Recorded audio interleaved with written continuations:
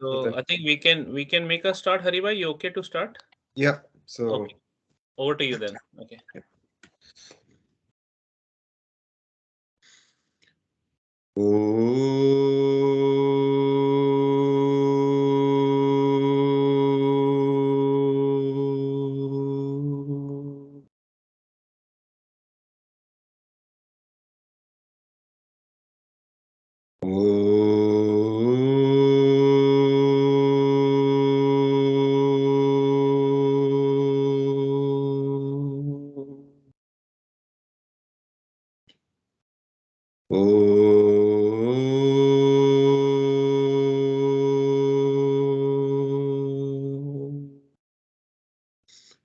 ॐ सदाशिवसमारम्भां शङ्कराचार्यमध्यमाम् अस्मदाचार्यपर्यन्तां वन्दे गुरुपरम्परां श्रुतिस्मृतिपुराणानामालयं करुणालयं नमामि भगवत्पादं शङ्करं लोकशङ्करं शङ्करं शङ्कराचार्यं केशवं बादरायणं सूत्रभाष्यकृतौ वन्दे भगवन्तौ पुनः पुनः ईश्वरो गुरुरात्मेति मूर्तिभेदविभागिने व्योमवद्व्याप्तदेहाय दक्षिणामूर्तये नमः. Please chant after me. ॐ सहनाववतु ॐ सहनाववतु सहनौ भुनक्तु सहनो भुनक्तु सह वीर्यं करवावहै सह वीर्यं करवावहै तेजस्विनावधीतमस्तु मा विद्विषावहै तेजस्विनावधीतमस्तु मा विद्विषावहै ॐ शान्ति शान्ति शान्तिः ॐ शान्ति शान्ति शान्तिः असतो मा सद्गमय असतो मा सद्गमय तमसो मा ज्योतिर्गमय तमसो मा ज्योतिर्गमय मृत्योर्मा अमृतं गमय मृत्योर्मा अमृतं गय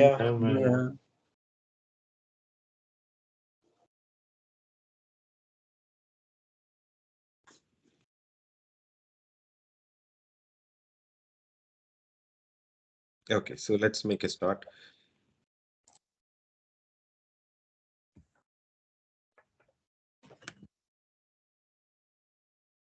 Let me try to share my screen.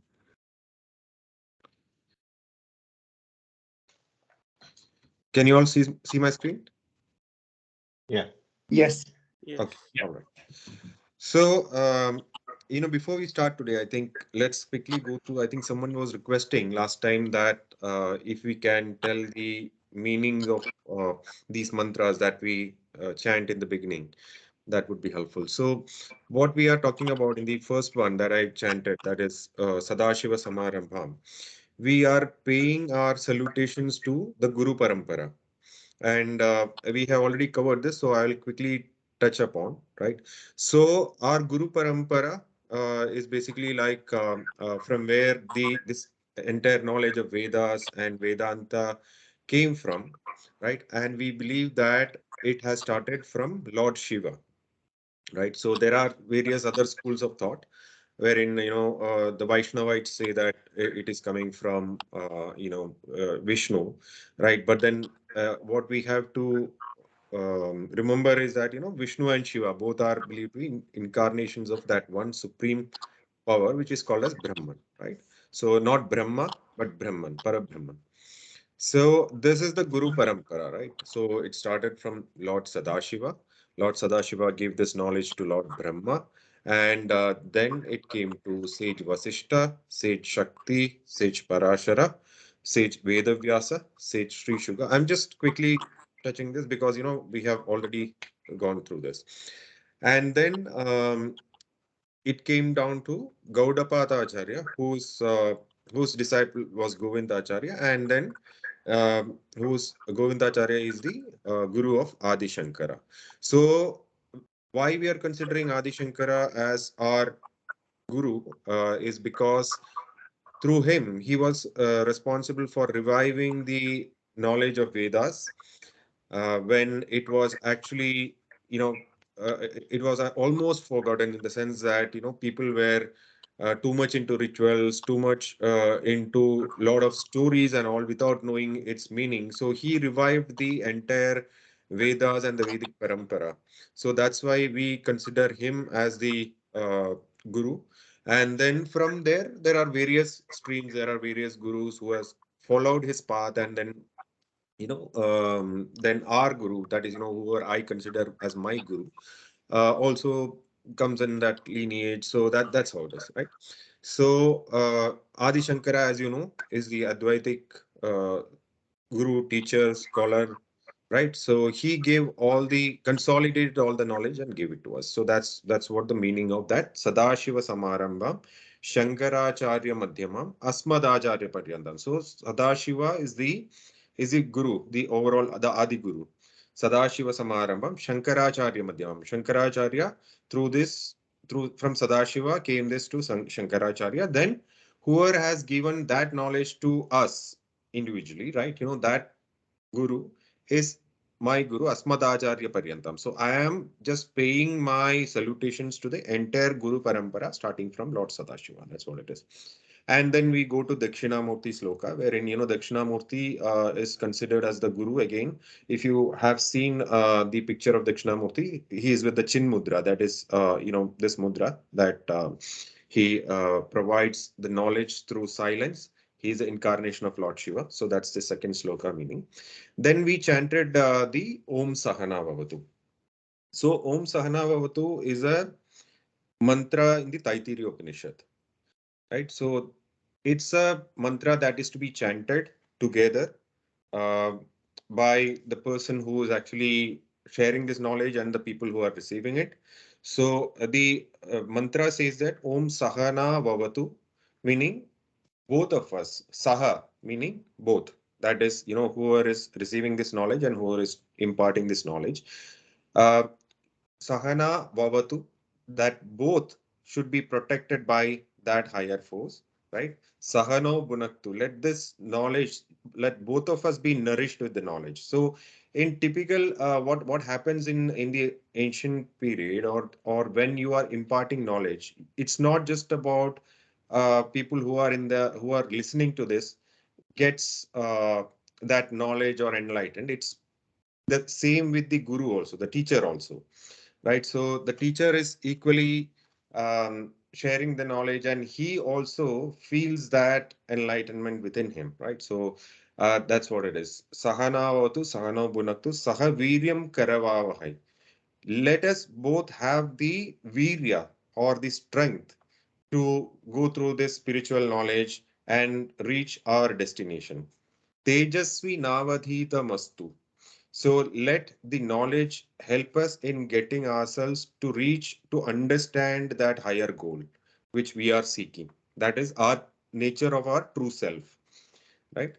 Ma vidvishavahe. Let there be no misunderstanding in terms of, you know, if I am telling you something and you are telling me something, we should be able to understand each other. So let there be no misunderstanding, right? Om Shanti, Shanti, Shanti, which means that, you know, let there be peace, peace, peace. And Om has got a very significant meaning. That word Om itself has got a very in-depth and vast meaning. Once we see what Atman is, once we see what Ishvara is while we are studying, then after that, we can look at the meaning of Om. You will be absolutely fascinated by what that small word contains, how much meaning that small word contains, right? So that we will look at once we understand the nature of Atman, what the true self is, all that. Then we chanted the Asutoma Sadgamaya. Of course, that by itself, you will be knowing the meaning of it. From ignorance, that is, you know, from Asat to Sat.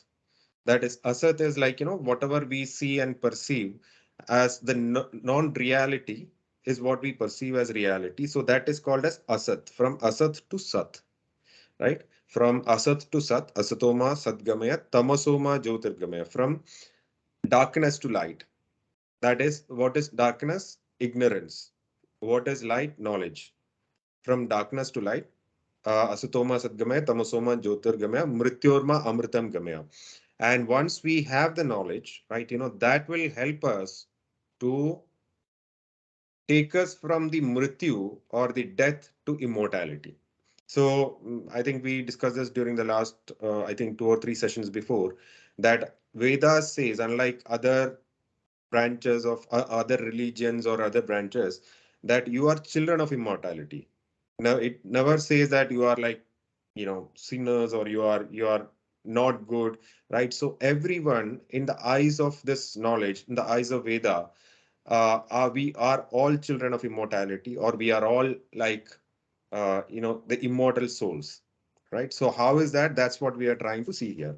So we tried discussing about various things, right? What are the fourfold qualifications of a sadhaka? So, and this is, I think there are, I think Sandeep Bhai has joined now, and I think there are a couple of others also, so who are new to this. So we are just, taking a recap here. So what are the qualifications required to understand this knowledge, right?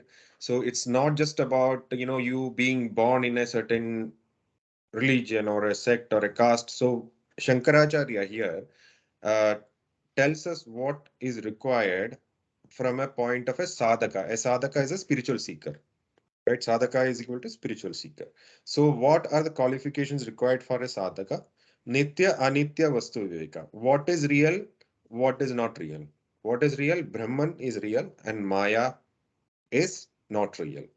And when we say not real, what does it mean? It doesn't exist. It's not that it doesn't exist. It does exist, but it's like we again saw that example of gold and ornaments. So the gold itself is in the shape of ornament. The gold itself is in the shape of earring. Gold itself is in the shape of necklace, right? So the gold, the name, form, and functionality changes. So in the same way, Brahman, or the base, is changing its name, form, and functionality, and it manifests itself as various different things, like, different living beings, different things, the world, the universe, everything, right? So that's what it is.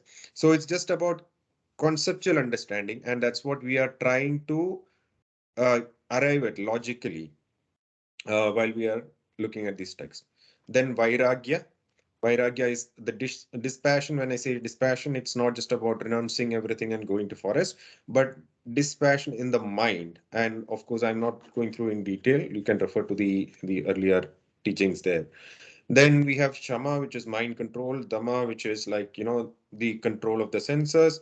Uparama is like, Sodharma Anushtanameva, that is, doing your own dharma. Titiksha is the bearing the opposites, that is, uh, not too much complaining about the extremes actually.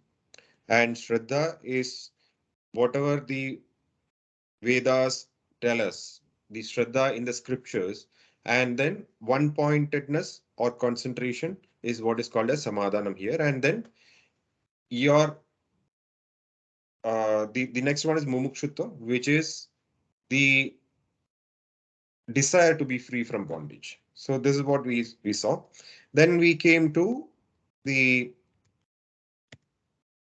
Atman, that is, that this is what we are looking at currently, the three shariras.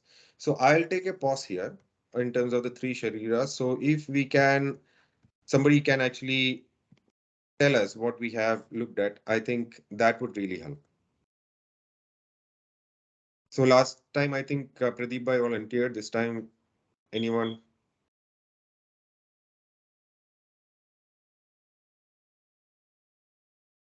Thank you, Haribhai, first of all, for uh, explaining the shlokas. So it was my query from previous session that what does this shloka mean. So thank you for explaining well. I can contribute a bit, and then someone else also can join. So in the last session we discussed about mana, buddhi, chitta, and ahankara. We discuss the difference between this four, because it came in our discussion of the Karan Sharir, where we have a awake state, dream state, deep sleep state, which is like a sthula, sukshma, and karan. Three states we discuss. Then we discuss the story of King Janak, who saw the dream, and then in his dream, then he wakes up. That was it real or is this real? That interesting story we discuss. We what else I have written? Yeah, about the pradya, the deep sleep state we discuss, where we what happens in the in that state, and the difference between the dream state and a deep sleep we discuss. So this is what I have taken notes of from the previous session. So if someone wants to add, please feel free. Pradeep, yeah, just one thing I think we also, from my notes I'm looking at, we also covered the Panchabhuta very briefly. The body goes back to the 5 elements, or the Panchabhuta that we discussed. Yeah. The session before that was, I think, where you had introduced, Hari, by the concept of the 3 states, the Sthula Sharira, the Sukshma Sharira, and the third one was Karana. Karana, yeah, Sharira. That's right. Yeah, and we also briefly discussed about meditation but we said that this is a different topic. We will have a full session. I think it was introduced by Sandeep Bhai. He asked a question, what's a meditative state? But I think Hari Bhai mentioned that it's a topic for a different discussion, but I think we briefly touched it. I think we also discussed about like dreaming in the day, like how's that different from dreaming in the night? Like what's the delineation between the two? What's the difference so that we understand? And main point about the Karana Sarira is seed from Panchabhuta, and going to the journey of diluting yourself or whatever you are going back to Panchabhuta. So Karya Sarira is like seed before pre-birth, where the seed starts to growing as a being to Sukshma Sharira and another. Sthula.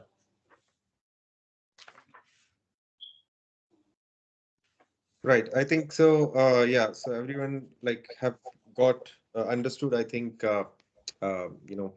what it means. So thank you all. So let's see. Just so what we are trying to do here is that we are trying to, first of all, what we are trying to do is dissect ourselves. That is, from what we know about ourselves to what our real nature is. So we all hear about this concept of Atman, life, soul, right? So in various languages, it is mentioned various in different terms. But we keep hearing about that, you yourself are that God, God is within you and all that, right? But we don't experience that now, right? So we don't know whether that is true or not. So our scriptures have a very logical way of taking us step by step through that process and introducing us to that Atman, right? Which is our inherent self. From what is unknown today, that is, we don't know about our real nature today. But then, from what we know about ourselves today, the scriptures, the Vedas are actually taking us step by step to guiding us step by step to that, Atman, or that Parabrahma, as we call it. So we discussed about 3 shariras. And what are those 3 shariras? So let me again present this. Yeah. So we discussed about Stula Sharira, Sukshma Sharira, and Karana Sharira, right? Stula Sharira is this body, right? So which has got this pre-birth, birth, growth, changes, decay, and death, which we all know of. That is the Stula Sharira, or the outer shell that we know of. Then we discussed about the Sukshma Sharira, which has the Pancha Jnanendriyas, Pancha Karmendriyas, Pancha Prana, and Andakarana. This is what we are discussing. Jignesh Bhai was just telling us. So the Pancha Jnanendriyas, the sound, touch, taste, sight, and smell, right? The five senses as we call it in the modern language. The Pancha Karmendriyas is Vag, Pani, Pada, Payu, Upastam, the speech, hands, feet, and organs of reproduction and excretion. Then we have the Pancha Pranas, which is again for the system within us, the respiratory system, the evacuation system, the circulation, the digestion, and the reversal, which contributes to our immunity. So this is again, this Pancha Prana forms the basis of the Ayurveda, right? The entire Ayurveda is based on this system. And then we want, this is all like, going deeper, deeper, deeper from the outer shell, that is Stula Sharira, to the senses, to the pranas, and then to our mind. That is, we are trying to see deeper, go deeper and see what our real nature is. And we discussed about mana, buddhi, chitta, ahankara. Mana is your random thoughts. Buddhi is the discriminative intellect. The chitta is the memory chamber, and ahankara is the ego, right? The ego that I am Hari, I am Pradeep, I am so and so, right? So that forms the basis for our actions and everything, right? So it's an aggregation. All of these are again thoughts, but then depending on the nature of thoughts, we are trying to classify this mana, buddhi, chitta, ahankara, or the scriptures have classified it, right? So this is called as a sukshma sharira. Then we discussed about the karana sharira. Karana Sharira is the seed. When we are discussing the Karana Sharira, we said that the state before our birth, that is from where we came actually, right? From this Stula Sharira and Sukshma Sharira, how it originated. It originated from Panchabhuta, and we saw the what Taittiriya Upanishad says there, that from through our mother and father, the whatever the food that they had, that one part of that went to the mother's body, other part the father's body, and then both merged together. The life got originated as we know of, and then this entire thing, that is even the Stula and Sukshma Sharira are made of these five elements, right? So, and our Veda says that, the whatever anna or the food that we take, one part of it goes to becomes the mind, one part of this becomes the blood, one part of it goes as waste. So there is a very beautiful process that is explained there, right? So what we are trying to say here is, it is from Panchabhuta, and again going back to Panchabhuta. That is, during our death, again, all this gets absorbed back. That is, when we cremate our body, so it gets absorbed back to these five elements of, the Panchabhutas: Akasha, Vayu, Agni, Jala, Bhumi. So this is what we saw till now, right? Now we are going to, and then there is one more thing that we saw, which is like three states of experience: Jagrat, Sopna, Sushupti. So Jagrat is our waking state, Sopna is our dream state, and Sushupti is our deep sleep state, right? So, and we saw that Jagrat happens in the Stula Sharira. So when we are awake, we are absolutely conscious of our gross body, or the Stula Sharira, which is this body, right? We, each one of us, are conscious about. And during the dream state, the Sapna Avastha, we don't know that our gross body is lying in a bed and sleeping there, but we are in the dream world, right? So wherein we go through various experiences there, and that is happening in the Sukshma Sharira, right? So, and then we told each name for this. So the scriptures gives us name for this, right? Which is the Jagrad Avastha is the Vishwa. It is called as a Vishwa. The Jagrad, the ego that is in this body, which says that I am Hari, or I am so and so. For that Jiva, in that state, that Jiva is called by the name Vishwan, right? The ego, or the life in us, which is in the Swapna state, is called as Taijasa. And then there is a deep sleep state, which we know about absolutely nothing, right? We don't know that we are so and so person, we are sleeping here. That it's absolutely like a blank, right? So we don't have any dreams, we don't even know about our existence at that point of time. So that is the deep sleep state. That is very much needed, because that is what is energizing us. that is actually our, from an experiential point of view, that is our Karana state, or that is the seed state, right? That's what we saw till now, right? And now we are coming to another view. So I have just rushed through all this because we have covered this. So, there itself, I think we spent about half an hour. So I will now move to the next one. So any questions at all till now before I move to the next one? Haribhai, very quickly, one question you had asked last time, as I mean, it was a food for thought. You had mentioned, which was if when you are in the Swapna Avastha and you don't have consciousness, if someone tells you in a dream, you are in a dream, right? And that was, so I just wanted to reflect back. I mean, just bring that back, that as a question. If anybody had a thought, or what were your thoughts on that?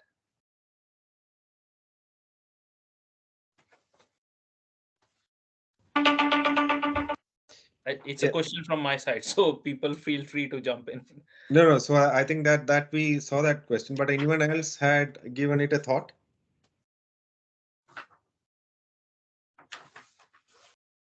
Can you like explain the question, because I didn't actually understood what you want to ask, so I can put my thoughts or opinion. Okay, I'll let Pradeep bhai again say that question. Then I'll explain if needed. Okay, so from what I captured was in the Swapna Avastha, you don't have consciousness, and that means you are in a dream state. And if someone tells you in the dream that you are in a dream, okay, then that was the question.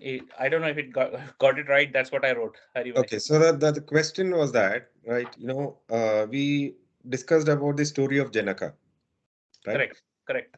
Wherein he was actually confused whether this is real or that is real. Yeah. Okay. So when we are going to discuss about Atman, of course, we are not going to say that, at no point we are not going to say that this world is unreal and we are all in a dream, right? That's not what Vedanta says. But what uh, we are trying to tell here is, if let's say in a dream, if somebody is coming and telling you that, you are actually sleeping, right? And this is not real. Whatever you are perceiving now is not real. You are sleeping in a bed somewhere else, right? So how will you try to realize that? You try to actually wake up, right? And then realize. But then if you are inside a dream wherein you don't know how to go, right? Go about it, and how to see whether you are actually in a dream or in a waking state, right? So what you will be doing is that you will be searching. If somebody is telling you that, you will be searching for the bed and the who are sleeping in the dream. And will you be able to find that person? No, because the sleeping person is somewhere outside of the dream. Correct. So that's what I was asking you to just think over it. And again, I'll pause here because I don't want to take that thought further without discussing about the further principles. But then just think over it. If someone is coming and telling you that we all dream every night, right? So somebody is coming and telling you in the dream that this is a dream, right? And then you are actually, this is not real. You are in a dream and you are sleeping somewhere else. Then if you go on trying to see who the waker is, if you go on and see where the bed is, where am I lying, right? So that thing, just think over it. And So basically, Haribhai, is it's like we are not able to follow the trail in the dream. When you something like that happens, right? Even if I'm watching a dream and I'm playing football or something, and suddenly that dream is disturbed, or I awaken, but I'm still in the dream, but I've awakened, the dream has stopped, right? And then I'm trying to look, trying to bridge towards the other side, or try to come back into the reality world, but actually not in reality, I'm still in the dream. And then after some time I carry on with the swapna or the dream. I back to the football, or there is some connection happens and I carry on doing something else in the dream, right? But there is a state where that conscious which was sleeping slightly awakened, or I don't know what happened there, but there was it tries to understand or find the link who awakened them from that, but is not able to do that. Is I mean, I have experienced that, but just that's just from when you see some dreams and some you get interrupted, but then you carry on, but you're not able to follow the trail. Yeah, so that's the your mind creating your own world, right? Which is using the raw materials from this world, right? That's what happens, and you will be completely seeing a new place, new thing, and sometimes you might get interrupted, and then slightly, not very deeply, because if you just wake up, right, and then if you do, let's say, go and drink some water and come back, and then the chances are that you will not see that dream again much, right? Correct. Right? So because it is interrupted. So similarly, right? So what Veda says is that the Vedanta says is and this is the part where we discussed about the death and deep sleep state, right? So similarly, right, like our death also, to a certain extent, is like that interruption at a longer for a longer term, right? So it's like the body, the mind, the ego that I experience now, right? It can get interrupted, and if that interruption goes on for long, that's what we call as death, right? So that again, we are going back to the seed state, the karana sharira, and then we will elaborate on this topic while we are discussing about the rebirth, punarjanma, and all that. So yeah, so let's go ahead from here. Yeah, I In, think Paresh bhai has a question. yeah. No, very quick one, and I think if the answer is that if we do it afterwards, that's fine as well. But what I would just wanted to express my thought that when you go to dream, like in a Jagrut Avastha, right, you can relate what happened yesterday or what happened a day before, or even 6 months or 1 year before what happened, and you can relate to that. In a Swapna Avastha, there is no relation. Exactly. There is no relation what you dreamt yesterday and what you're dreaming today. There is no connection. They are random thoughts, right? So just wanted to express that even if you wake up, there is no chance. I have in my experience, I've never seeing the same dream or relating to that dream and building up on that. They're just random thoughts. So just wanted to express that thought. Absolutely. That's a very good thought, because if you look at it, and just let's elaborate a little bit on that thought, because that's something that's worth exploring. So uh, the reality as we perceive, right? That I am working in so and so place, and I have my family here, is primarily because we have continuity, right? So every day we wake up in the morning, and then we know that we are sleeping here, and then we have woken up, and then we are going through our routine, and we know what's to be done. And let's try to extrapolate the same for the dream state. Let's say we are, and hypothetically, right, we are dreaming the same dream, and the continuity of that every night, right?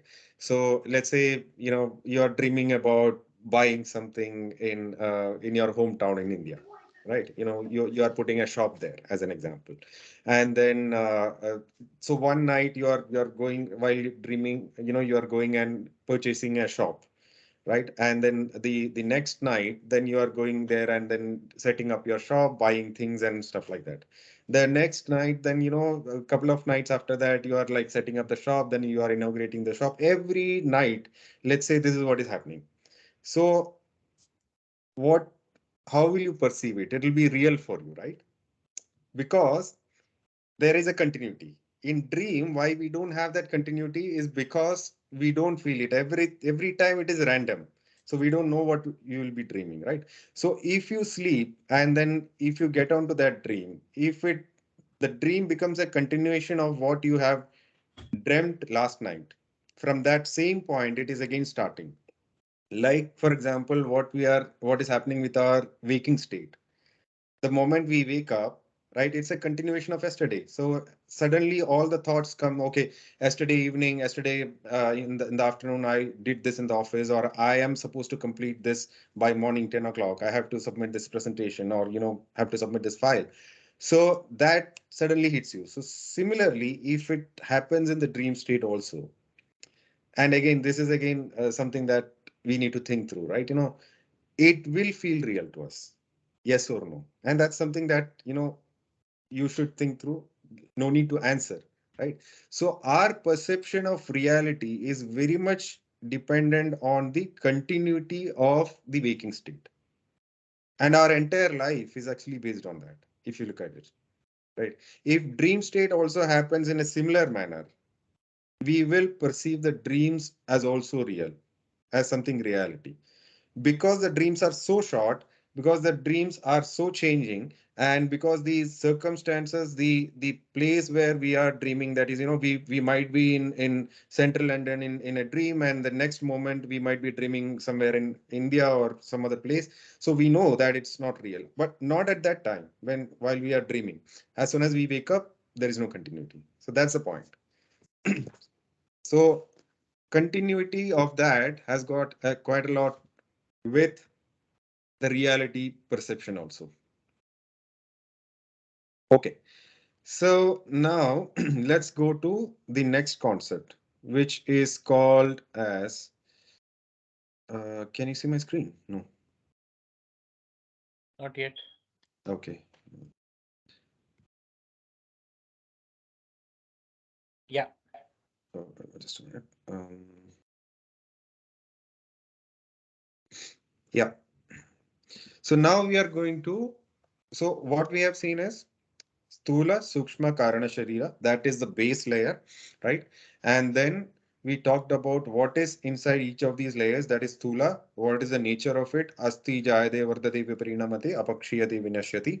Then we talked about the Sukshma Sharira, wherein Panchajnana Indriyas, Panchakarma Indriyas, Panchaprana, and Antakarna. Then we talked about the Karana Sharira, which is the seed form, or the causal body, right? And then on top of that, we saw three avasthas, or the states of experience, which is called as the Jagrata Avastha, or the waking state, which is related to the Sthula Sharira. Then we talked about the Swapna Avastha, which is primarily in the Sukshma Sharira. And then we talked about the Sushupti Avastha, or the deep sleep state, which is happening in the causal body, or the Karana Sharira. Now we are going to see something called as Pancha Kosha, another view. Remember last time what I told you in terms of how we are exploring this. We are looking it as if it's a kind of a 3D model, right? Where we are looking through various angles to see what our real existence is, or what is our real nature is actually. So this Panchakoshas is the way to explore the various layers of existence. What is kosha means? Sheath, right? There are 5 sheaths that we are going to look at now. So I'll just chant these slokas and then we will look at each of these.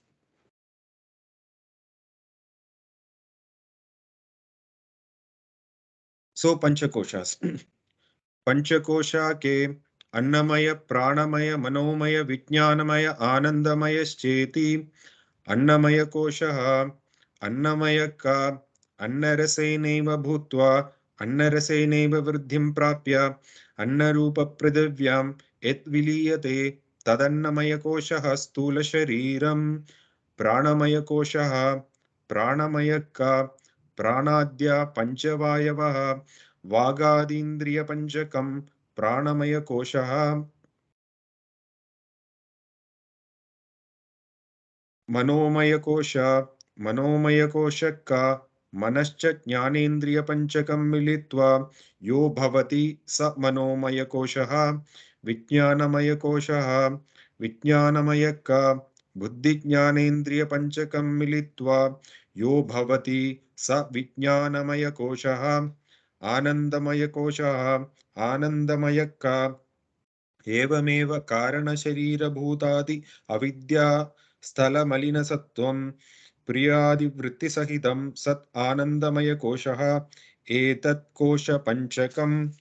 Okay, now we are talking about 5 different sheets that we have. So let's see what this means. Again, we should not lose that thread of that Stula Sharira, Sukshma Sharira, Karana Sharira, and the 3 states of experience, Jagrat, Supna, Sushupti. Now we are building on top of it to see another view. And what is it? The first is called as Annamaya Kosha. So let's say this is our gross body as we know it. So the first layer is the Annamaya Kosha, which is called as the food sheath.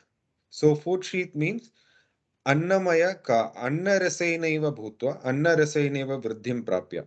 The the gross body that gets enriched by the food that we eat, right?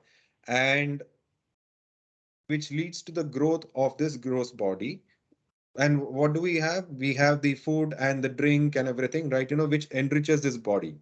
And that which gets enriched through food is called as Annamaya Kosha, or our anatomical body. That is, the gross body, right? So that is Yadviliyat, Annarupa Pradivyam Yadviliyate. And once this body falls down, it again goes back to the Panchabhutas, right? And it leads to again, it gets absorbed in the Panchabhuta and again follows the cycle of what we have shown, right? So that is the Stula Shariram. So the Annamaya Koshaha is basically the Stula Shariram, or the anatomical layer, right? Then we have the Pranamaya Koshaha. So the Pranamaya Kosha is the physiology layer. So now the moment I say Pranamaya Kosha, you should be immediately able to relate this. How? What is Pranamaya Kosha?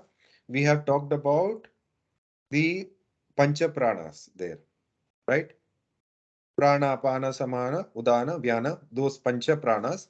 And we talked about the Pancha Jnanendriyas, Pancha Karmendriyas, that comes in the Sukshma Sharira. So the physiology layer that we talked about, that is the reproductive, circulative, all that, that physiology layer is called as Pranamaya Kosha, which comes here, right? The Prana, Apana, Vyana, Samana, Udana, all that. So now still we have not gone to the mind layer. We are again exploring one by one in terms of from the Stula Sharira, that is the gross body, and then we are going deep inside. One thing to remember here is that it's not like peeling an onion. It's not like that, right? We are looking at it from where, and this is a very important point, where and how we are trying to identify ourselves at a given point of time, from an experience point of view, in the sense that Annamaya Kosha, right? If let's say we have a severe headache, right? And then we are not able to concentrate on anything. We are fully on to our body then, right? Normal times, what happens is that we don't think about our body much, right? Because body is just like an instrument to us, and then we do a lot of things with the body. But then if we are ill, if we are severely ill, and if we are not able to perform our functions, our full concentration is on the body level. At that point of time, our concentration or our existence, we can say, that is at the body level. That's also the way to look at it. So just keep this thought in mind, right? So the anatomical layer is the gross body. The physiology layer, that is, the five pranas, is the Pranamaya Kosha. Then comes the Manomaya Kosha. The Manomaya Kosha is described as Manascha Jnanendriya Panchakam Militva Yo Bhavati Manomaya Kosha. Now here there is a slight difference that, the Shastras are taking a slight turn, because the Shastras are telling us about two things here, the Manomaya Kosha, and then next is Vijnanamaya Kosha. Vijnanamaya Kosha is the intellectual layer. So, Manascha Jnanendriya Panchakam. Mana. When I say Mana, it's not just about this. Mana and Chitta and Ahankara, except for the Buddhi layer.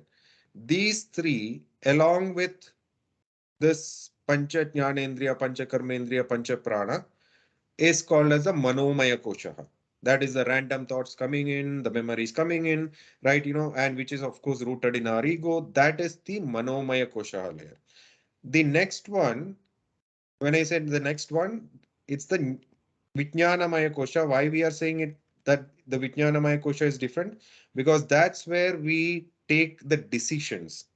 The intellectual layer. We will be a little more concentrated than having the random thoughts. So that is actually buddhi, chitta, and ahankara. Why chitta and ahankara? Because if let's say there is uh, some mathematical problem that we are doing, and at that point of time we will be remembering what the formula is and all that. Probably that will come from chitta.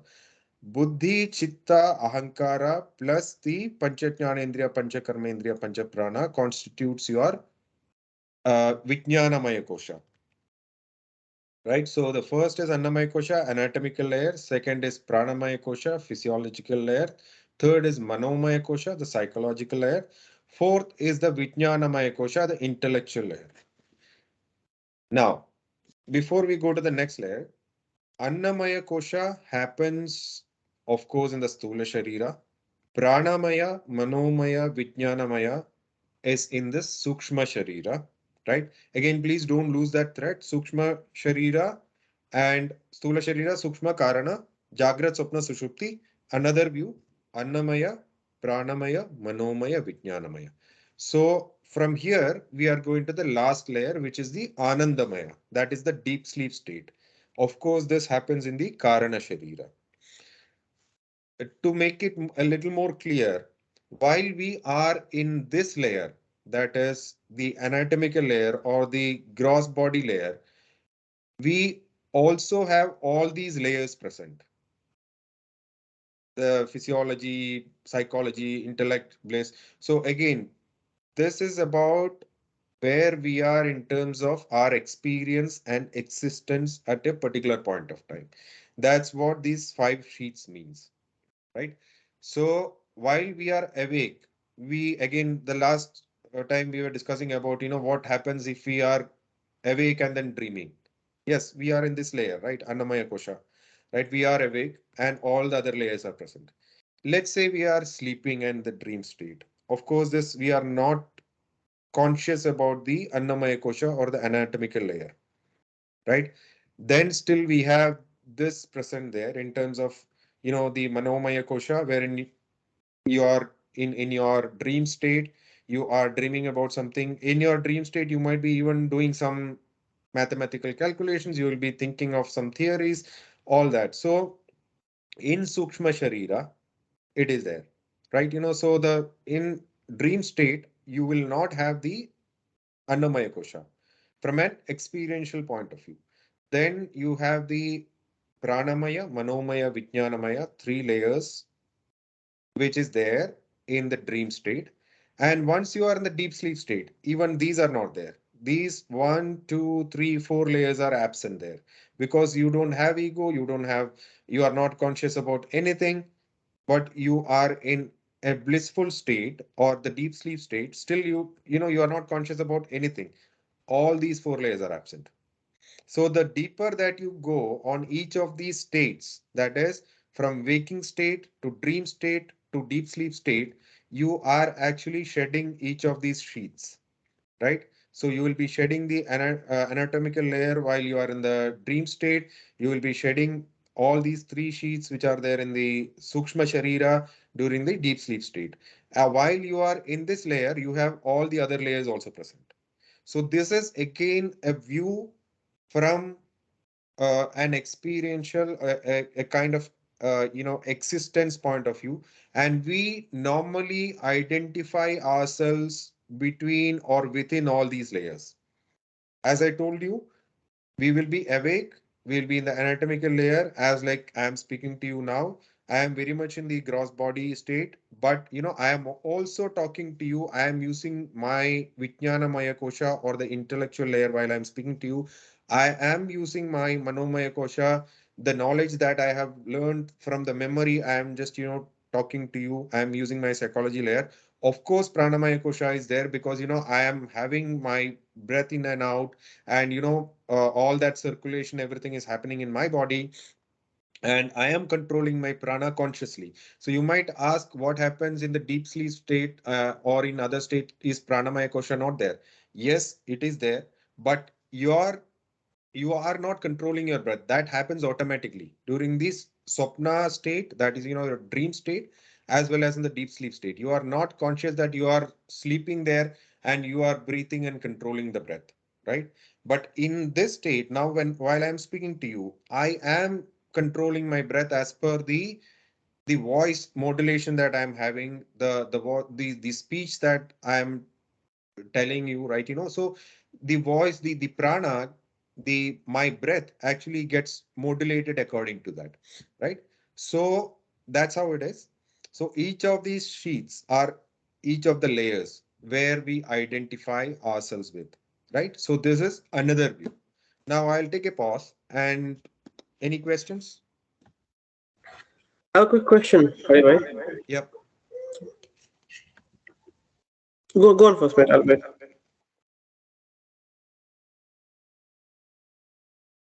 So am I hearing my own echo? Yeah, you're on Sorry, echo. Nilesh, if you you're raise your echo. hands, I'll not be able to see because I'm presenting. So yeah, go ahead. Yeah. It's Nilesh. Hi, Haribhai.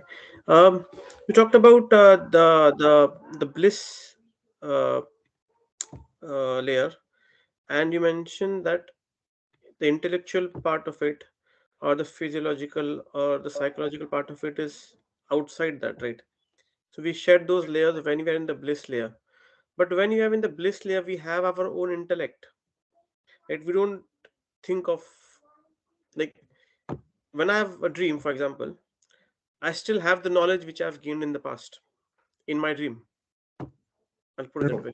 Bliss layer is first of all, okay. So bliss is mentioned just for a lack of better word, right? Bliss layer is your deep sleep state, Yes, right? yes. So you are like, you don't have any worries, you don't have any tensions, you don't even know about yourself. You don't know that you are Nilesh when you are in a deep sleep state, which is outside of your dream state. Oh, right. So it's not the dream state, it's outside the It's not the dream dream state. state, it is the deep Okay. sleep state. So the blissful layer or the Anandamaya kosha is in the Sushupti state, right? So again, so let me just take you back again to that. So here, if you look at it, right? Again, just to explain, this Annamaya kosha is on the waking state, that is this state that we are in, right? Then the Pranamaya, Manomaya, Vijnanamaya is in the Sukshma Sharira, or it's in the not deep sleep, the Swapna state, the dream state, and the Anandamaya kosha is the deep sleep state. Again, please remember what I told you earlier.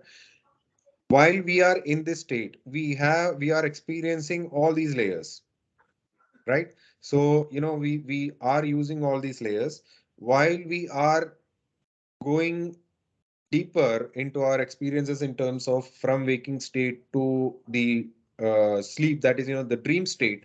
Then we are shedding this off because we don't know, we are not conscious about our body lying in a bed, right? So Right. we are in the dream, we are inside a dream, we are experiencing that dream. At that time also, we have our memories coming, some experiences that we had in the past, we might be dreaming about that. We might be doing some calculations, and we might be learning something, in the sense that we will have a dream, like we are learning some new coding language or something, as an example, during our dream, right? So we might be using all these layers, right?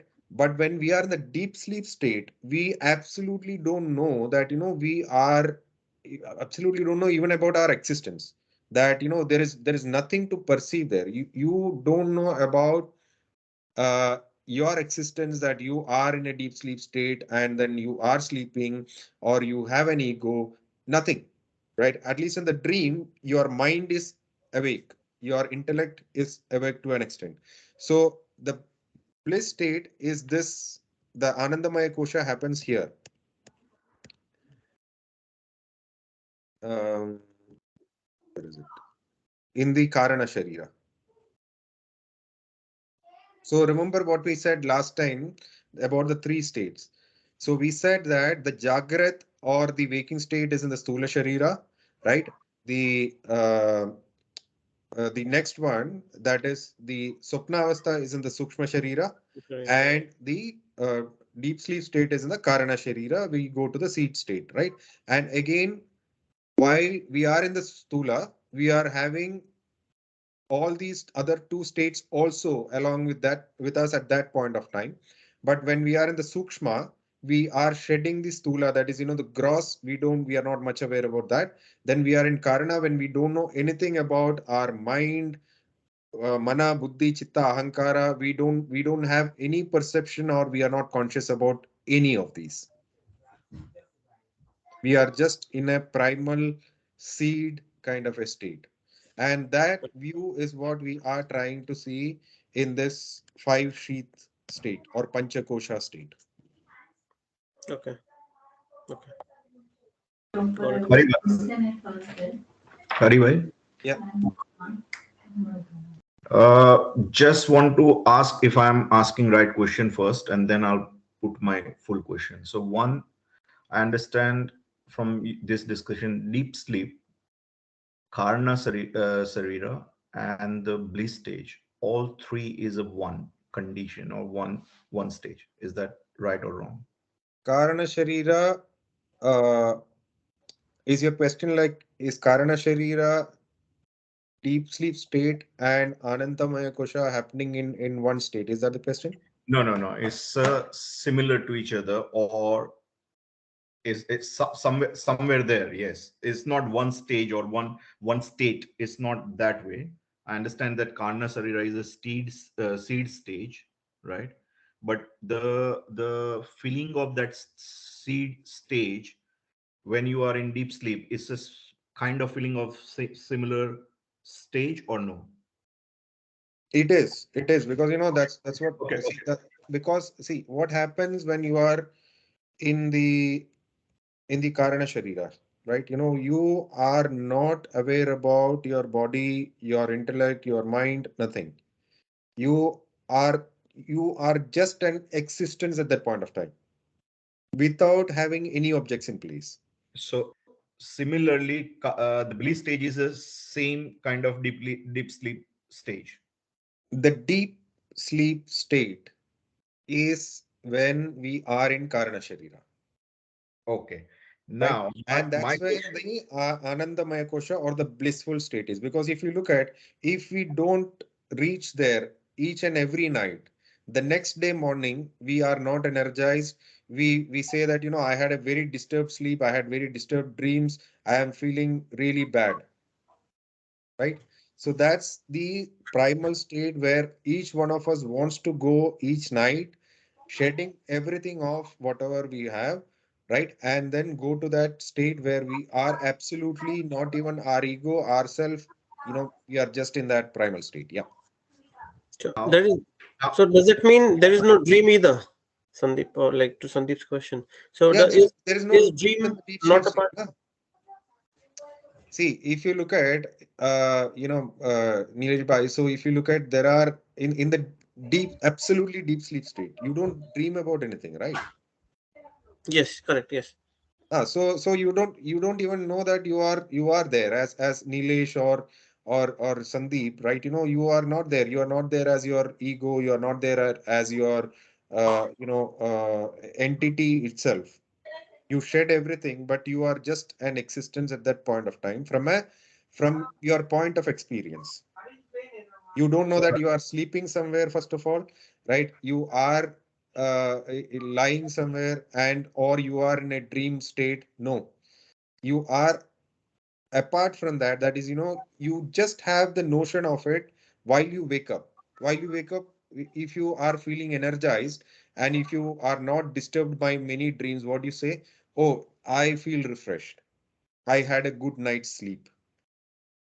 Correct? Because you had a deep sleep. And if you look at these kind of what you call as the sleep trackers these days, right? They say that they record it, right? In terms of the dream, how much time you were in a dream and you had a kind of a disturbed sleep, and then when you were in an absolutely deep sleep. So if you look at any of the sleep trackers, it has got a deep sleep kind of a parameter there.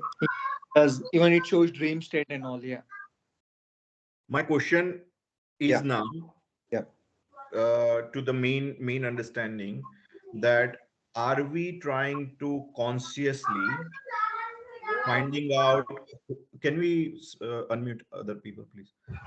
My question is, are we trying to find out who I am is the journey consciously going into these stages. Is that making sense to you, Haribai? Absolutely. That's what our next step is. So now what we are doing is that we have seen to the extent, right,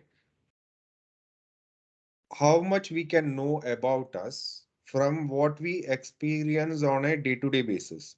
That is from our gross body to subtle body to the causal body. And then the three states that we are experiencing, that is, your waking state, dream state, and deep sleep state. And then, the five layers of existence, that is our anatomical layer, physiological layer, the psychological layer, intellectual layer, and then the last one, which is bliss, wherein we don't know about anything else. Now, Then the next question is, where is life, or where is whatever we call as Atman or soul, or where in this entire scheme of things is the person called as I? Because if you ask me who am I might say Hari, but Hari is just a name given to this body, right? After this body was born.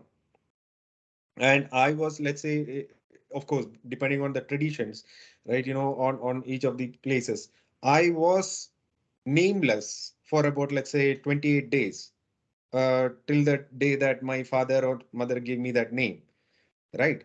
So, I was just a body. That consciousness was there, right? The one that I identify as my experience.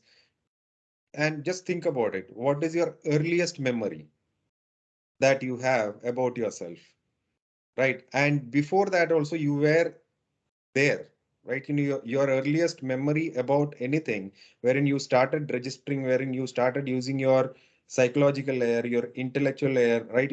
All that happened only after you came into existence, and after some period, some time, when the intellect was developed, when the psychological layer was developed, when your mind was developed, right? So there also you were there before all that, right? Now also that entity, or that thing, whatever you want to call it as, Atman or soul or whatever it is, right? It is there. It is there as the witness of everything. Otherwise, you will not have the memory of what happened like 10 years before, as an example. So now the question is, where in this entire scheme of things is us, or the person that we call as I? Where is it? That's what we are going to see next. and is that we are going to learn, because if consciously we will try to understand the deep sleep stage with consciously, it might create the memory as well, right? It might create the ego of I found out myself kind of thing as well. So mana buddhi, everything will activate while you are consciously alive and trying to go into understanding of deep sleep stage. Are we going to learn how we come out of this all nonsense and just with trying to be just a Brahma and trying to find out our Brahma? Is that we are going to learn as well? Yeah, that's absolutely. I should say that that's a wonderful question. The reason is, you have actually hit the nail on the head. So what you are asking now is, if I'm trying to understand what is my real nature using this, the mana buddhi chitta ahankara, again that is just adding to my memory, or my my mind layer, buddhi layer. You are absolutely right. So we are trying to understand ourselves using the instruments which is beyond the perception, which cannot perceive what our real nature is. If that was the case, there was no need for any Vedas or any scriptures or any knowledge sharing, or there was no need of any gurus, because inherently we would have found out about ourselves, right? So to answer the question, we are not trying to understand the real nature of us using these mana buddhi chitta ahankara. We will reach to a point, right? We will reach to a point where it will be conceptually understood. and then we will have to shed these layers, which is what we are discussing, the process of meditation and all that, right? And constantly introspecting and then going beyond these. And that's what a saint, Jivan Mukta, or a great Rishi does, right? So that's the spiritual journey that our rishis have gone to. And it doesn't mean that you are negating the world outside. No, it doesn't mean that way, because there are a lot of people. And as an example, we talked about Janaka, who was an emperor, and he was a Jivan Mukta. So what we will be doing is we will be trying to go beyond this. So let me try to give an example of how this will happen, right? So if we are trying to understand the understand I or the Atman using this, it's like, let's say somebody invented a torch, right? Which is like, which can illumine anything in the world, right? And then it illumines anything which is even to the darkest and deepest corners, and then it will illumine everything. But the only thing that it cannot throw some light on is, there is only one thing. What is it? Its own battery, right? If you take out that battery, then it cannot illumine anything. Similarly, for all this mana, buddhi, chitta, ahankara, what is the principle that makes it function? What is the principle that makes this body function, the stula sharira function? What is the principle that makes this sukshma sharira function? Right? I am talking to you, and if you look at in modern terms, right?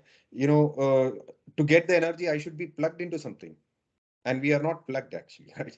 So how is it that I am talking to you? What is the energy that I'm getting? If you say that it's from the food and all that, food is just like, just um, uh, a digestive mechanism through which I arrive the energy. Then if we go back to that, what is it that derives the energy from the food that I'm taking, right?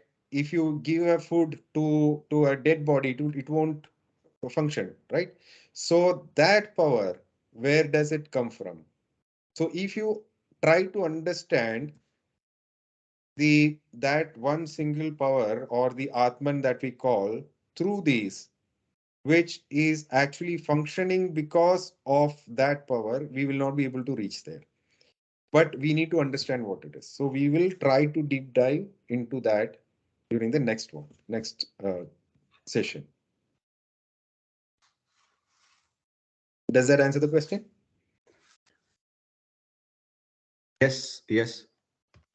And by the way, I have an assignment this week for you related to this. Super. Hariba, I had a question, if I may. Actually, two questions. One was just going back to those layers, Manomaya and Jnanamaya, right? The difference between Vijnanamaya. two, sorry, yeah, Vijnanamaya, yeah. So those two, the difference between those was, one was with the buddhi, the other one was without the buddhi. The third one was without the buddhi, and then the fourth one, you added the buddhi into it, which was the intellectual, right? My question is, why have those two separated out? Because if you follow in the, somebody can please go on mute, please. Thank you. So when you follow in the Sukshma Sharira, you are following the four pillars, right? From the Jnana Indriyas to the Karma Indriyas to the is it Prana, right? Prana, and then the last one, Ananta Karma, right? Ananta Karma, right? That's the yeah. Antakarma. So in the if that is the case, why are we differentiating by taking out the buddhi? Because buddhi in the Antakarma is part or integrated part of it, right? So So why in the Antakarana, see, the point is, we are, again, let me go back to that. yeah. So if you look at this one, right? So the Sukshma Sharira that we are talking about, we we are trying to bifurcate this for our understanding, right? If you look at in the real world, we are all a mass of it, right? Yeah. So if you look at, you don't see this separate, right? But for our understanding, we have classified this as Sukshma Sharira, Yeah. right? If I mix, let's say, the respiratory system with something else here, right? I might not be able to explain it from a, or not me, because this Correct. is the scheme that is being put together by the scriptures, right? So this is just for the classification is for our understanding, but why it is mentioned the Manomaya Kosha and the Vijnanamaya Kosha separately is because there are primarily two states that see what is this koshas. First of all, these sheets are about the layers of existence where we are at a given point of time, as I was telling you. So while we are not concentrating, right? Our what happens? Our mind is wandering somewhere. Our we have some memories. So this mana is the random thoughts. If you remember that I Yeah. said in the beginning, right? And this might come from the memory chamber. There might be some memories, or there might be some random thoughts. Anyway, so that is all based on my experience, which is ahankara. So if you look at, and this is the most important point there, why it is separated. If you look at, while we are having random thoughts just flowing just like that, and while we are in a more of a lazy mode, we might not be using the discriminative function, intellect, right? Active, reactive. Now I got it. Yeah, Okay. right. So while we are in the buddhi layer, wherein you are doing a presentation to a client, or you are in your absolute concentration mode where you have to do something, your mind, if you are in that state, your mind will not be wandering. Fair enough. Yeah. Correct. So that's why there is a bifurcation between Manomaya Kosha and Vijnanamaya Kosha. Yeah. And my follow-up question, just conscious of time, my Yeah. follow-up question on that was, so when we are saying that we are using these tools to enter and understand ourselves, right? Where in the scheme of things, where do we, I or us or we stand? And we are consciously taking these tools or instruments with us into that journey. uh, and in this layering, we've got the five layers we said, and then we have the fourth one being the intellectual, and then finally the bliss one, or the anandamaya, deep sleep state, right? So Anandamaya Kosha. Yeah, yeah. yeah, anantamaya, right? So in that one, in the intellectual, so this journey and the example you gave, right, about Janaka, or the sage who's transforming, right? So this is where at certain point we have to give away logic. This was my, I mean, I was discussing with Sandeep as well, and we had this and to and fro. And if the logical mind is so strong, right, it's always asking for reasoning. But at a point, right, where you said you have to shed these layers, or you have to remove away and do away, and you transform or move into the other side, or the actual, as you said, the battery part, right, in the torch. When you are going into that, the the power has to go away, or the logic has to go away, but you have to still go and see it somehow. Is that where it is, like, is that why that is the intellectual layer carries on till the end, and then it moves into the bliss, or the anantamaya kosha? Right. So see, and see, this is a very important topic in the sense that when you say that you have to shed all the layers, it doesn't mean that if we take it literally, then it only means that we have to shed all these layers means we have to die to understand what that I is or that Atman is, right? It doesn't mean that, first of all. What we say by that is our identification, that is the I, which is as I told you, before I had a name, before I had developed my memory, before I had developed my intellectual capability, that I was there, right? Now we had added something on top of it, on top of it, on top of it, on top of it, and then we are like this Hari, as I know today, I have certain skills, I call, I have certain likes, dislikes, desires, all that, which is sitting in all these sheets, right? What when I say that I need to find out who the real I is, what we need to always remember is that if that real I, or that real nature is not there, none of this is going to function. Correct? Right. Because there is that I, that's why this is functioning. So from an understanding perspective, I need to first of all look at where that I is.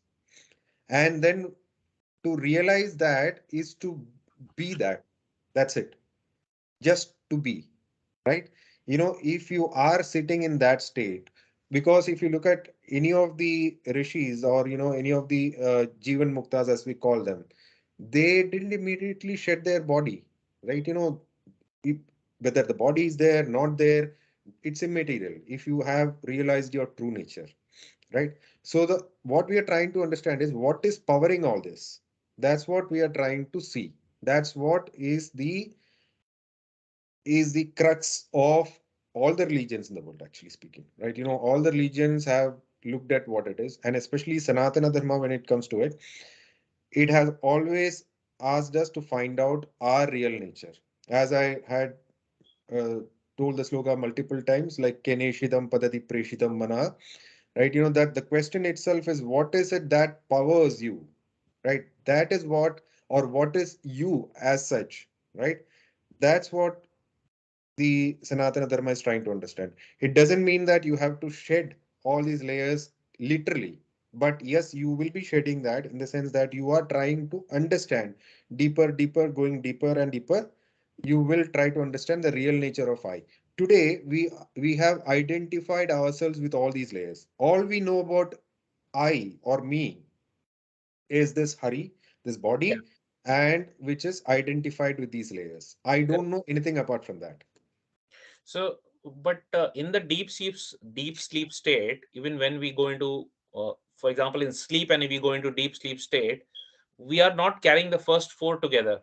In No. that, yeah. So when we, I mean, I'm just based on that. If Anantamaya is taking us finally to the root of self-identification, or of our own Brahm, then we are not going to carry the above ones anyway, because we will not while they would be there, we'll consciously not be aware of all of, we would have forgotten the any the mind, or your chitta or hankara, everything is left behind, because we are in the deep sleep state, right? If that is the route to finding our oneself inside, right?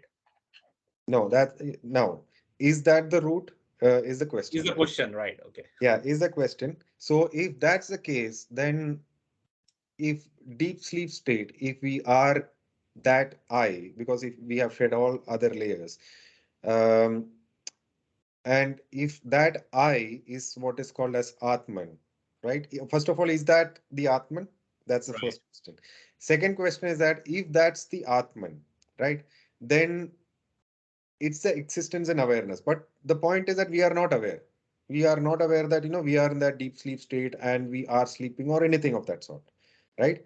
So is that the Atman? Is that the real I, right? Or Yeah. does it also mean that I, or the life as we call it, because we don't experience anything at that Anantamaya Kosha, even though we require that really badly, because otherwise we will not be energized at all, right? Does it mean that our life is only there when we come to the Vijnanamaya, Manomaya, Pranamaya, and Anamaya Kosha? Right? So where does this I sit? Whether I sits behind the Anamaya Kosha, or within these layers somewhere, or outside, where that's the question, right? Yeah, that's actually Okay. what we are going to see. And Okay. that is what I am going to give you as an assignment for next time, right? So let me tell you what the assignment is. The assignment is, now we have all the layers. First of all, are we clear about these? I have a small connection question to that, Hmm. but I may wait for the next thing to add, or if you want, I can ask now. Yeah, you can ask if it's for the next lesson. I'll tell you. Then we can discuss in the Okay, next. so basically, where Pradeep says that deep sleep stage is what we are trying to forget every other senses and trying to consciously get that. And you also mentioned that finding who I am doesn't mean that we are leaving the world and we are leaving the all responsibilities or other things. Connecting to those things, if we find out who I am, right, and we are still connected to the our all the feelings and ego and greed and intellect and all that, how to balance? There are three examples I can try to put that. One is Janaka. We consider that Raja Janak is kind of rishi in the present uh, world. So basically he is not sannyasi, but he was into the kind of having wife and kids and everything, and still he was rishi. So he found out who he is. He was meditating. He found out who he is. Still he was not away from the all feelings, which is technically when, for example, Sita and all the daughters get married, he was crying. So he is still in that emotional stage, even though he found out who he is. Second example is Ravana. So Ravana is also Brahma, one thing, who has done lot long meditation and try to find out about him within, and also try to connect the Parbrahm. And still after doing that, he has done egoistic decision or wrong deeds, which he confessed while he was on deathbed to Rama, when Rama asked his experience, and he says, I did this wrongly, right? Now, third thing, Shiva we called Parabrahma. The main all things came from him. Even though becoming a Parabrahma and becoming like completely understanding of who he is, or whatever the Brahman, Parabrahma, everything, when Sati died, he gone into that aggression or krodha, and still he acted to punish someone upon that act, right? So if we consciously understand who I am, and then even if we stay in the intellect kind of scenario, it means we are coming back to the stage one again. What do you think? Okay. So first of all these stories, as remember the 6 layers of Shastras that we had talked about? That, Yeah. right. Yeah. So during the Vedic period, right, the scriptures, that Upanishad period, you will not find the deities as such, and the stories you won't find in any of the Vedas, right? So the stories came at a later point of time for us to understand, because this is, if you look at even this one, we are just starting with a Prakarana Grantha, which is like the base level elementary text. And if you really look at it, this might itself will be confusing for us, right? To actually understand. So if we deep dive into the real essence of Vedas, that itself is like too confusing. So the stories were given, like as in the case of the Panchatantra stories and all, with some values, with whatever the Vedas have to say, right? That is covered in the stories and given, so that the essence is known. So you talked about Janaka. So Janaka is a Rajarshi. Rajarshi is like an enlightened soul, but he is carrying on with his duties, his or her duties, right? I mean, if that there were a lot of women also who are like Jivan Muktas mentioned in the stories and scriptures.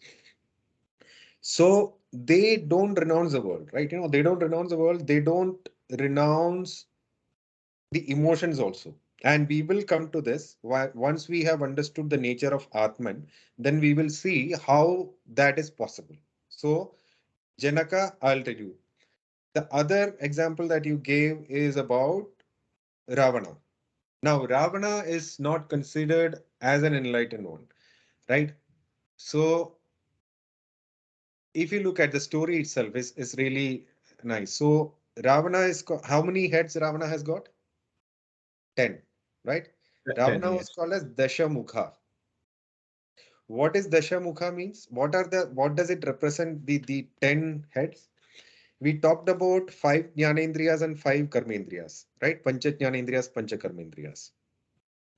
Whoever is indulging in this world with using all those openings, that these are the 10 openings that we have to know the world, to understand and to indulge in the world. There is no other 11th apparatus with us. We have these 5 jnanendriyas, 5 karmendriyas through which we are indulging in the world. Whoever is indulging in the world using this is called a dasha mukha, because those are the 10 openings. And that's what Ravana represents. And Rama is actually taking him back, in the sense that Rama is the Jiva or the Atman. And that story is really a beautiful one. Maybe once we can see after the Atman, we understand what Atman is. Now there is another character in Ramayana, which is Dasharatha. What is Dasharatha? Radham means what? Radha is like, one meaning is chariot, the other meaning is to control. Whoever is able to control those 10, openings, or, to the world, that is Dasharatha. He is able to control. Dasha Mukha is like, indulging without any control. In a sense, that's all of us actually. We are all like dasha mukhas, right?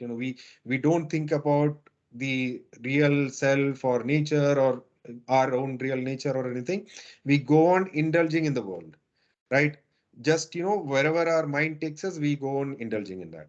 So we are all kind of Ravanas, right? We are all kind of dasha mukhas. So that is what is dasha mukha means, right? That is what Ravana represents. Correct. So then Shiva and Shakti. Now, Sati is Shakti. So, have you seen this Shiva Linga? Yep. Yeah. So, Shiva Linga, actually, if you look at, there are two parts to it. It's a combination of Shiva and Shakti. So, Shiva is the consciousness or the energy that is powering the Shakti, right? So, Shakti is the manifestation of Shiva. That is why we have this concept of Ardhanarishwara and all that, right? So wherein Shiva as such is the energy base or the constant energy, and then there is this Shakti. So when you say Sati is destroyed, Shiva wakes up. What it means is that the Sati or the Shakti there, that is a manifestation. If there is any disruption to that manifestation, the primal energy is actually manifesting itself, or it has to come up in another forms. So that's what it means.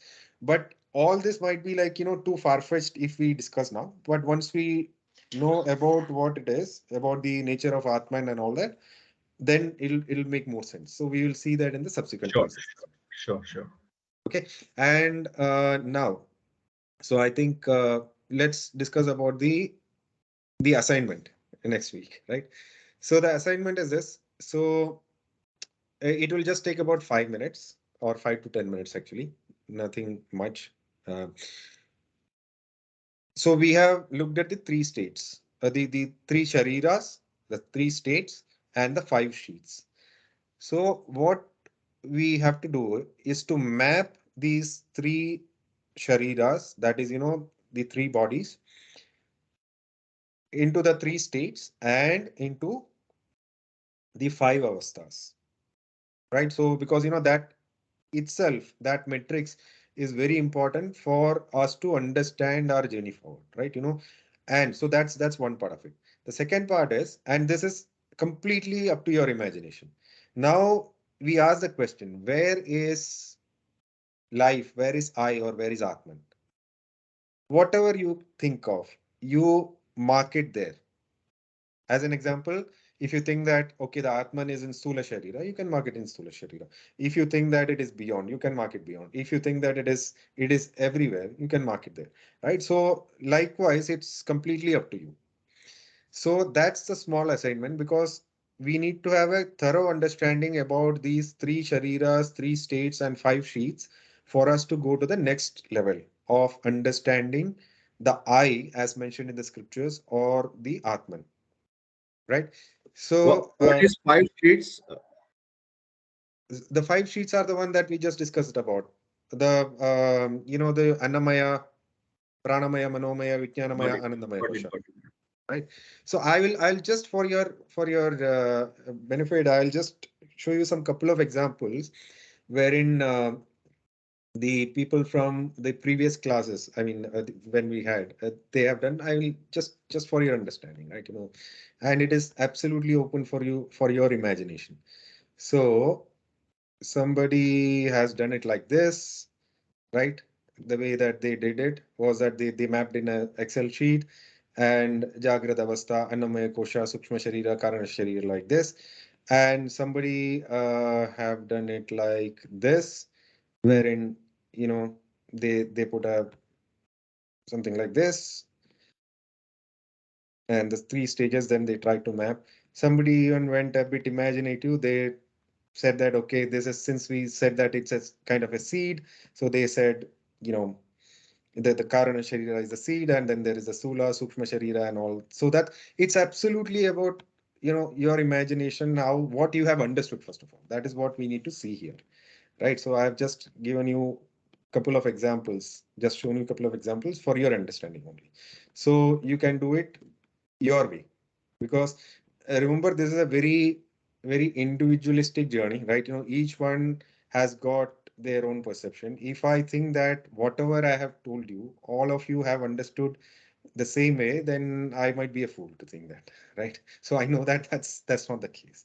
So it is absolutely to each one of your capacity and each one of how you have understood it, and that's what we want to see, right? In the sense that you can send it uh, by Friday, next Friday or Saturday, one to one to me, right? If you are not comfortable, sharing it, right? So the reason is see, it's not just about a talk, right? That's not what we are doing here. We are trying to understand something, so we need to see your understanding on about all this, so that we can go to the next layer. So if there are any doubts on whatever we have seen till now, then we need to rectify that before we see the concept of Atman. So is that fine? Yes. Yes. It Yep. sounds. Yeah, Thank you. absolutely, Yep. Hari. But just one question. Yeah. So we are looking at three. I'm just maybe it's not the right way to say. I saw the examples as well. But for me, I think there are three dimensions to it. One, you're talking about uh, sharira, three sharira, avastha, and then finally sheath, right? So, and you're saying that what the center point where you feel you are between the three of them. Is that the correct interpretation? Yep. Yeah. And so it's a three dimension and you have to find your dot, or you say you are everywhere. Yeah. Yeah. Whichever way that you feel, right? Okay. Yeah. Got it. Just one thing, Haribhai, I would like to mention what you are just thinking about the next session. Whether I just wanted to check with the guys: are we okay to do it in person? I know Paresh bhai, you're not in Watford, but we were just thinking of, and Rikin bhai as well, just having the next one maybe in, or at least once a month in person. But open to this group, and if some half of us also meet, that's not fine. But I think some of the more complex concepts can be a bit once in a while, more ingrained into that when doing face-to-face sessions. So, yeah. Yeah. Pradeep bhai, Especially the absolutely. Yeah. Sorry. Sorry, especially Sandeep the bhai, go ahead. assignment you have given. It's a kind of satsang thing now we have to do, because the example you are trying to give, like a homework we have to present it. It will be a lot of thoughts and discussion. It If we do one to one, will be more good. Absolutely. So I think that's the point, right? Next thing is actually the next session is going to be where we are discussing about the Atman, right? And if it's direct, that's definitely going to benefit us, all of us actually. And Pradeep bhai, just one summation from my side. Yeah. Anytime if you think about this, yeah, I'm gaining a lot of knowledge. And for me, if I have to get on my car for 35 minutes, happy to do so. That's Yeah, great to anytime. know. That's great to know. Rikin bhai, are you okay to come around Watford? I'm okay if it's like once every fortnight or once a month. That's okay. Yeah, As probably long as more like once a month, I would say, Rikin bhai. yeah, once a month is okay as long as it's scheduled planned, so that at least I can plan my time. Yeah. Excellent. So if everyone okay, then next 5:30 session will be 1-to-1. We will just decide the place and let everyone know.